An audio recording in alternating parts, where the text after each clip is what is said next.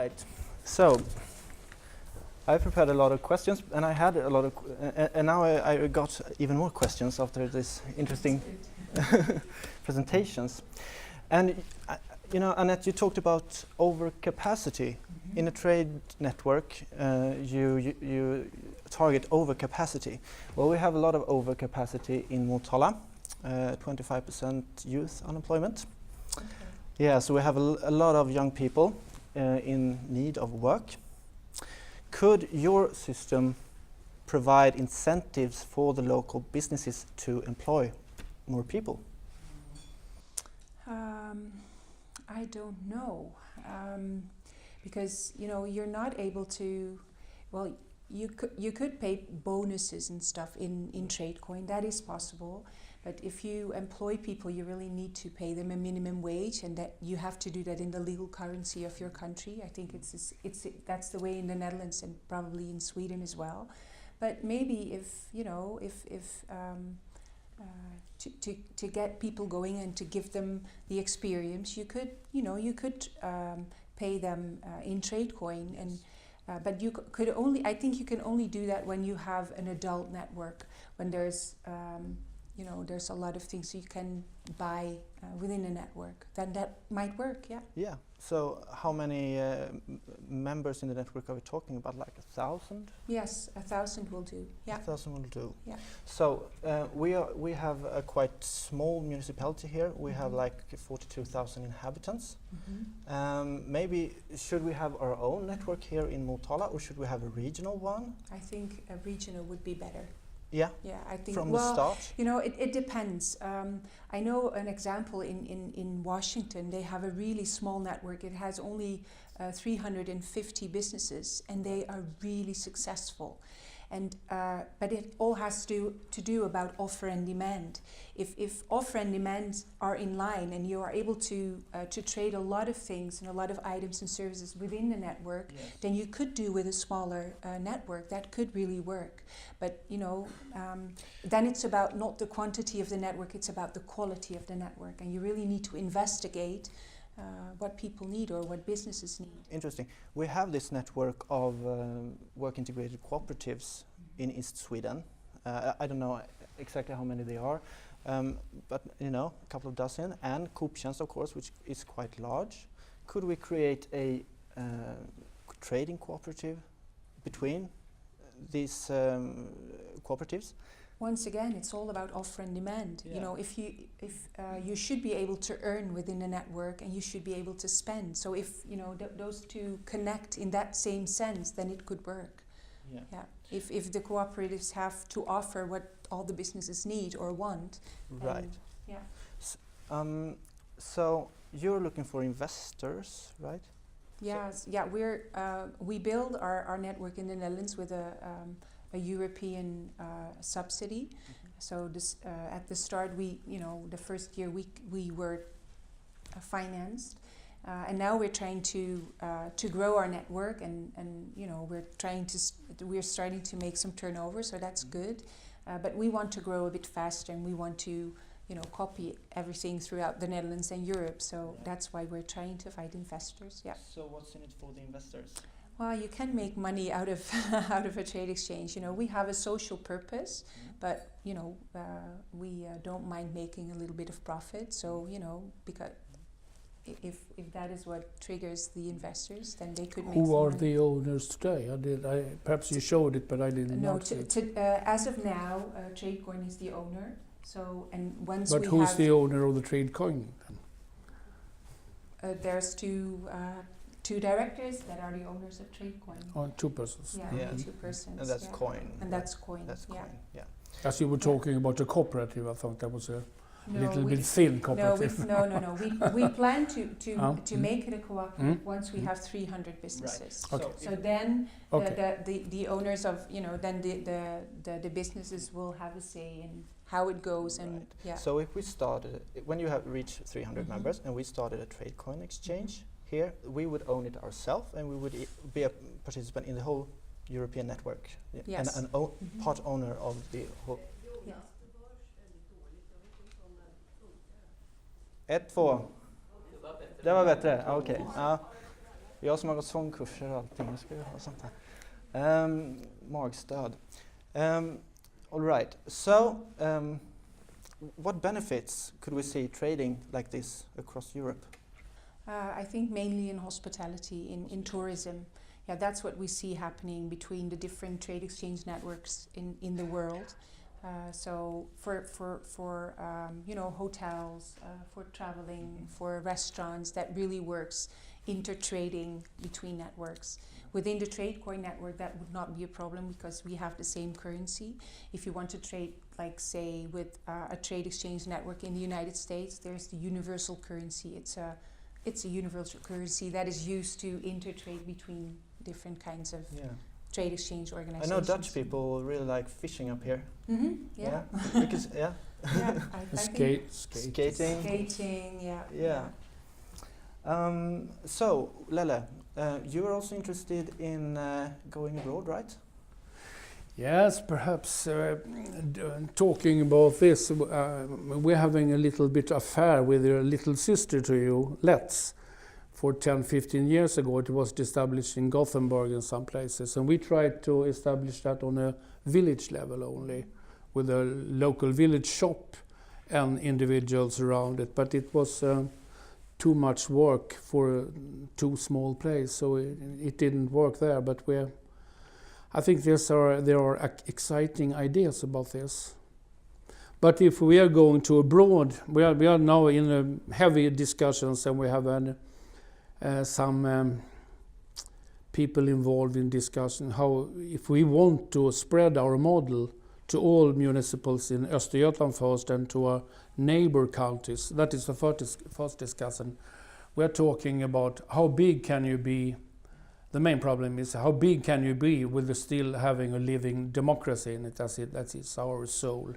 And we're not finished with that, but many are interested in our model, and we don't like social franchising, so we have to, if we want to do it, we have to do it to offer something else, but we don't know yet what it will be. Right. I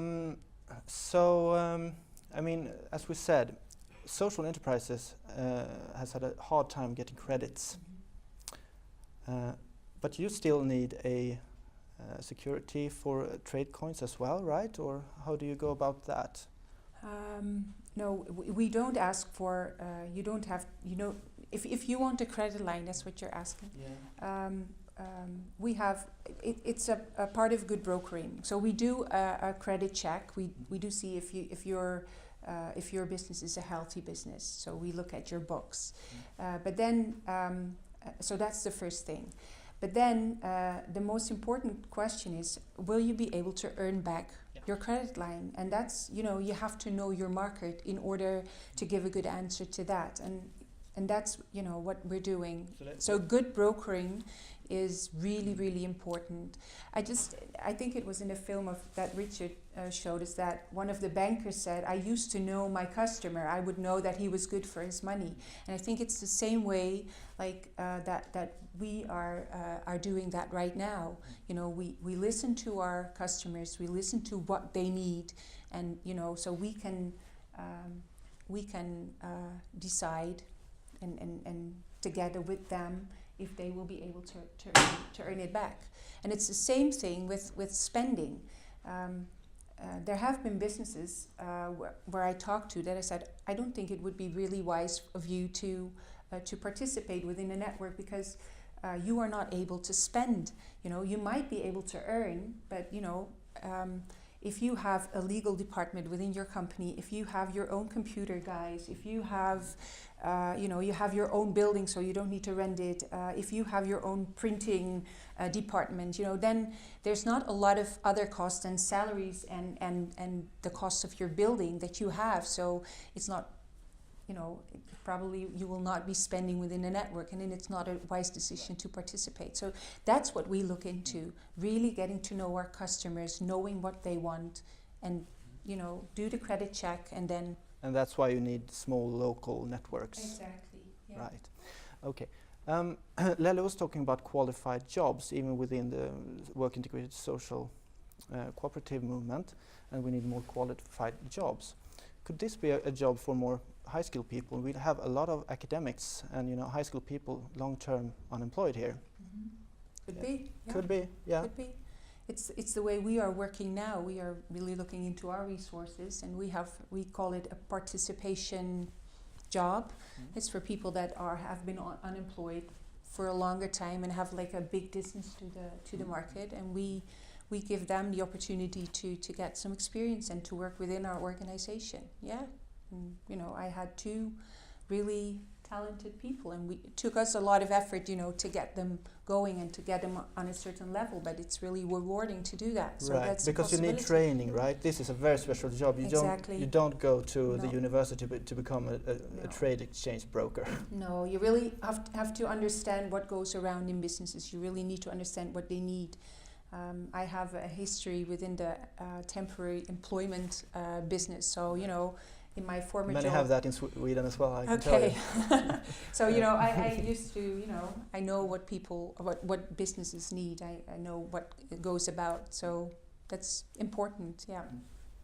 A big challenge for us is that people in general, and that both politicians, civil servants, and all we are working together, have a very fixed bill of how unemployed people look like.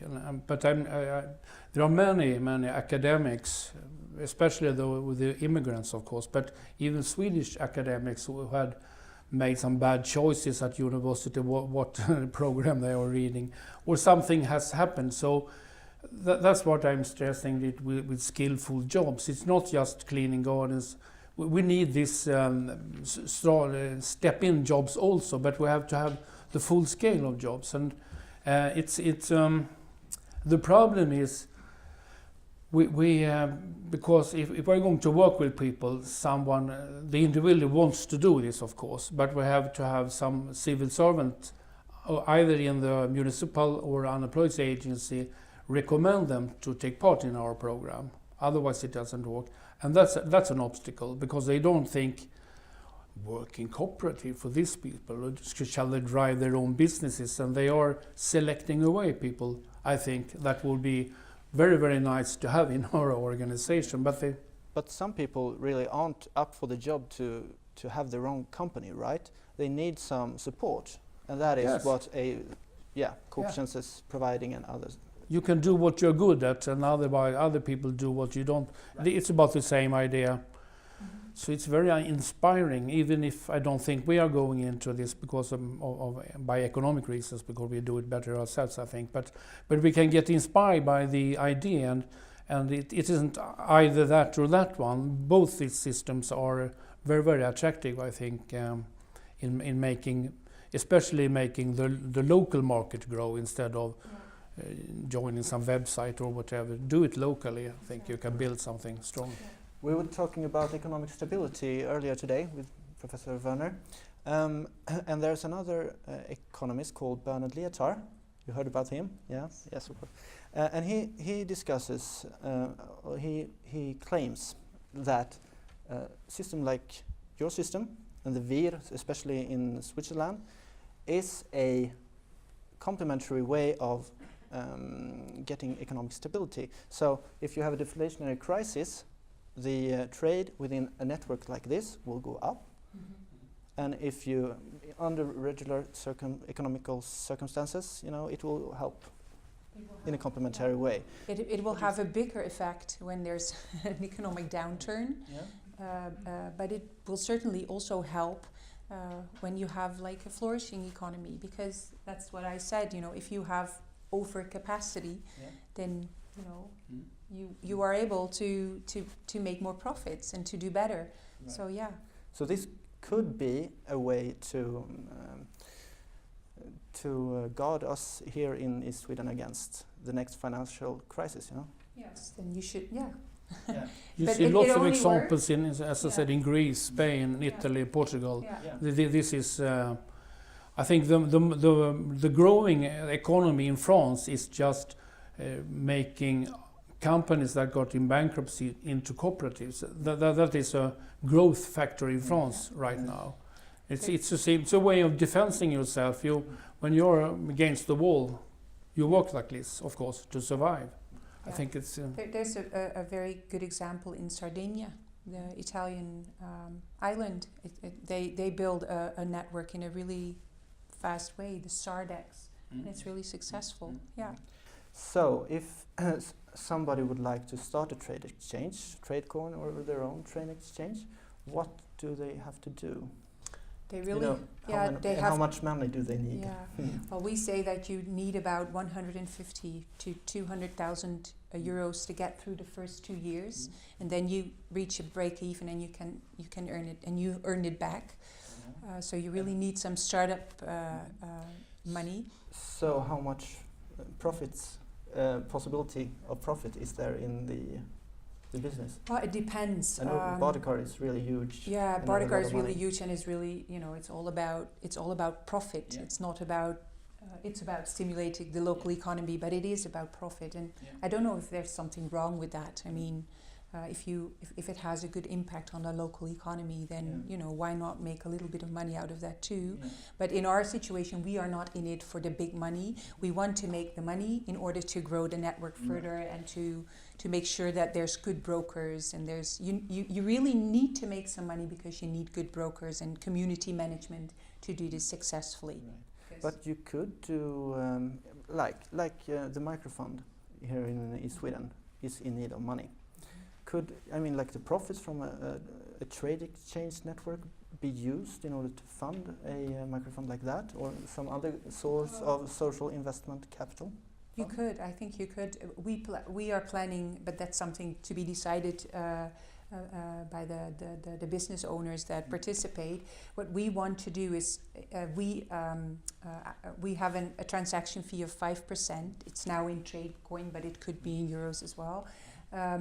And 1% goes into the guarantee fund, and we want 1% to go to like a regional fund. And so we build a capital in TradeQoin or in euros, and you could use that for every purpose that, you know, you find fit, which is good for your environment, or which is good for the local economy, or, you know, like more like a social responsibility thing. So yes, that is possible. Yeah. Interesting.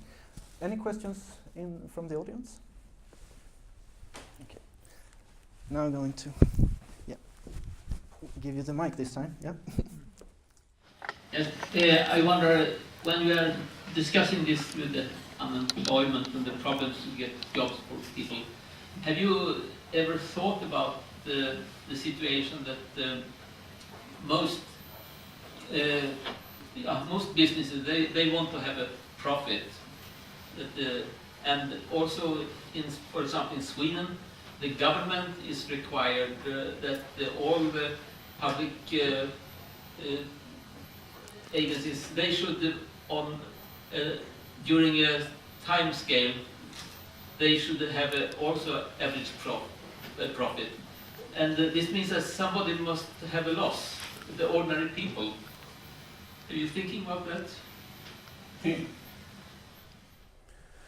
No, I don't want to express it that way. All costs we have to pay it. We don't need to have a profit above that, actually.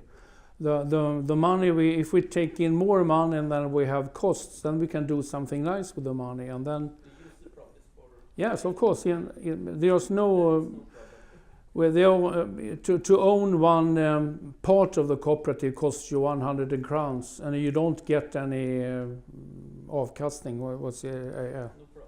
No, we don't share out money, but all are involved in discussions. How shall we use this? And it's a hard mix of how many do we dare to employ, what investments do we have to invest in working environment, and so on. And this is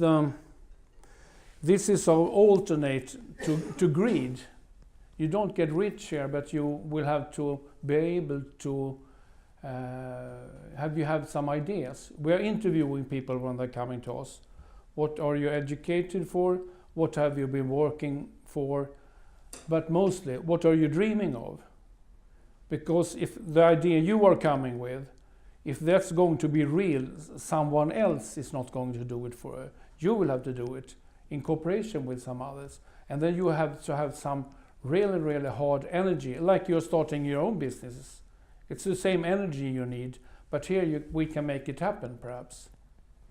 And if I shall try to point out possibilities, if you see these worst guys, the guys between 16 and 30 on football games or in the streets or in criminal or whatever activity, the energy these guys have, if you can transform this into a real business workshop, it's like running reactors. You have to catch the energy to put it in some good manners, and then you can make fantastic things. There's one cooperative in Sweden that's really, really amazing. It's Basta West. It's by some reason there have been most men in this heavy addicts before. They've been on heroin and morphine and so on. And they have been working the last 5-10 years of their career by drugs. And they take this working capability into a new company.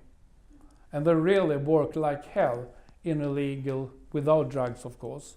And I've been visiting them sometimes. And if you want to see some driving force, you get smashed if you go and visit them. That's talking about turning pictures in what's impossible, what's problem. And I'm fascinating to make problems to solutions. I think that's the challenge. Yes?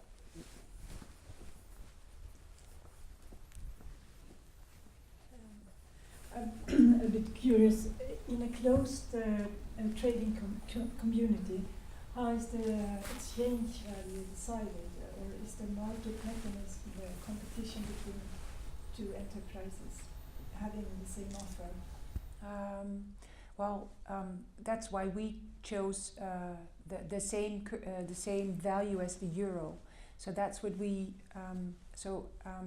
Within our network, we ask for regular prices. The price that you ask in TradeQoin will be the same price as you would ask in euro. So it's always, in that sense, an honest deal. So in an open market, you're so trained to look for a company that have a lower price. So that's, I wonder, is the decided price among the members for different services? No, that's not the case. Well, there's different, like in my network, I have like 3 law firms. So you could shop around and see which company suits you best or has the best price. But it's all, you always have to make the decision, am I going to do this in a trade, do I going to make a trade deal within the TradeQoin network, or am I going outside of the network and maybe spend some, a little bit less euros, but then I'm not going to buy it within, maybe not within my region. So that's always a decision you have to make by yourself. Am I going to spend TradeQoin and save euros, or am I going for a TradeQoin deal that might be a bit cheaper? But you know, our experience is that once you have TradeQoins, you prefer spending them first. So we ask for honest prices, and you know, yeah. How do you tax? We do, the same way as you would do for in a euro deal. Yeah. So you have to, you know, do the bookkeeping the same way as you would do in a krone deal or a euro deal. So you add it in your books, and then you have to pay cash over that in euros. But the things that you can claim. So you pay, like if you pay taxes in TradeQoin, you can claim it back from the tax authority in euros. But it goes the other way around too. Yeah. Any more questions? I have one actually. In the first seminar we were talking a bit about Bitcoin. What's the difference between a TradeQoin and a Bitcoin? Well, there's one similarity, and they're both digital currencies. But you cannot, you know, you can buy a Bitcoin. It's a currency. You know, does everybody know how Bitcoin works, or? I can only tell it in a childish kind of way. That's how it was explained to me. It's a cryptocurrency, you have these. There was one person, and maybe Richard can tell me the name that he uses, like Sakamoto something, and he made some mathematical problems, and if you solve this problem first, you can mine a Bitcoin. So it's like the modern gold digging. You do it with your computer. And back in the days when this started, there was 20 million trade coins that were hidden in those mathematical problems. Once my colleague Rob, he had his computer at home and he mined like 19 Bitcoins, and for years they were worth nothing, so he gave them away. Wow, that cost him a lot of money. But now, when there's I think a little less than 1 million Bitcoins hidden within those cryptocurrencies, and you will not be able as an individual to mine them. So now it's a currency that you can buy, and it's how do you call that, a speculation currency. So you can buy the Bitcoin and you cannot mine them as an individual. With TradeQoin it's completely different. You cannot buy a TradeQoin, you can only earn it within the network. So and the value of the TradeQoin is established by the products and services that go around. So that's So there's not very many similarities. Yeah.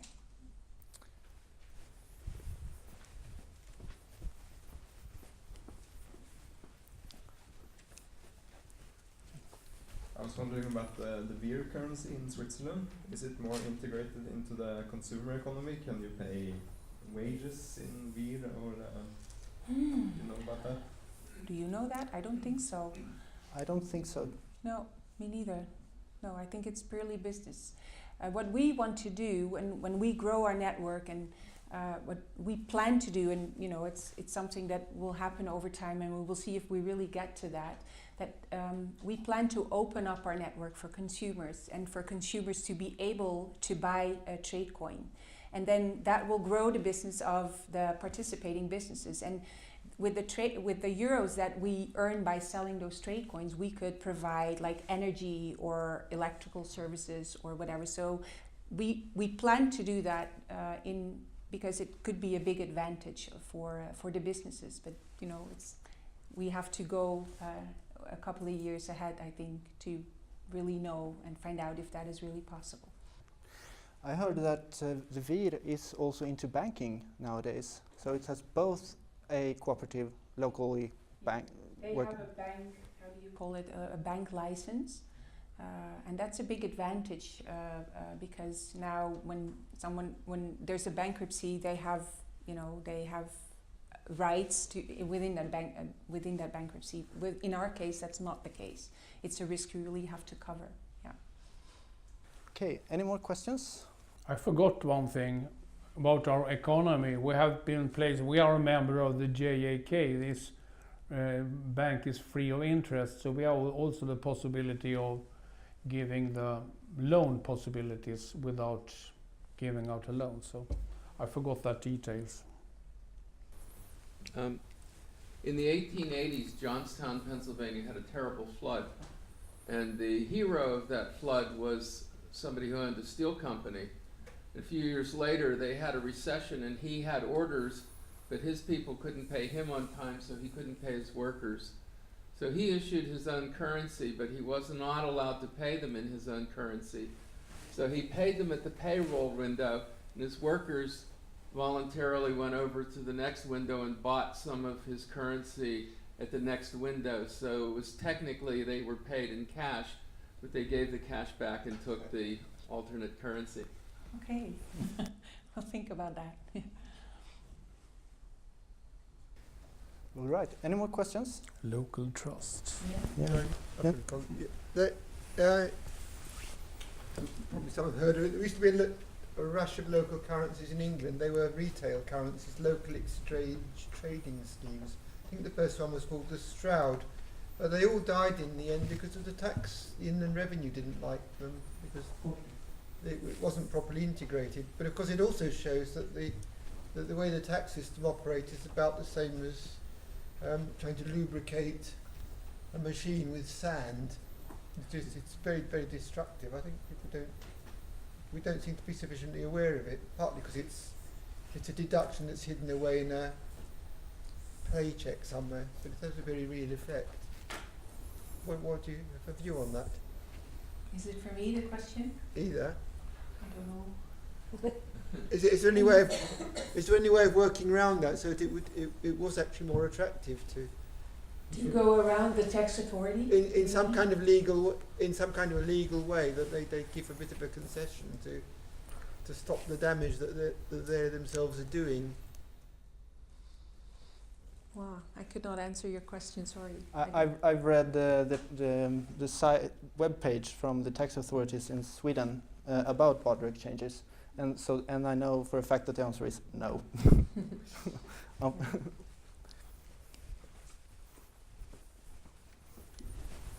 Thank you very much. On this point, just a thought: are there local taxes that have to be paid to local authorities?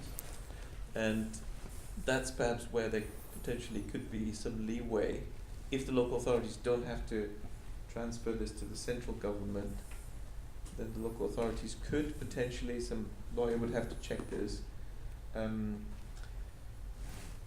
allow people to pay in a local currency, a community currency, for the local taxes. I think that's happening in Bristol, where you can pay taxes in the Bristol pound. Yeah. But that's a system where you change, like it's a local currency for businesses. It's for stimulating the local businesses. So you buy your Bristol pounds. So, and if you pay like £10 sterling, you get 11 Bristol pounds. So you have like 10% discount, and it stimulates people to buy locally. And I know for a fact that I think the mayor accepts his wages in Bristol pounds, and part of the taxes can be paid in Bristol pounds as well. But that is a currency where they can change it back into pound sterling, and that makes it maybe a little bit easier to do that. It's far away in Sweden, I think. Very, very far away. Well, actually we have one municipality in Sweden that has a local currency, and that is Höganäs kommun, the municipality of Höganäs. The municipality itself created a local currency called Euronäs. So it's backed by euros. So, any more questions?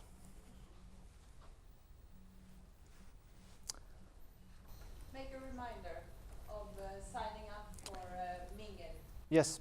If you haven't signed up for the Mingle session at 16:30 at Hotel Nostalgie, please do so if you want to come. There will be free food and drinks. And thank you very much. A big thanks to our guests. Okay.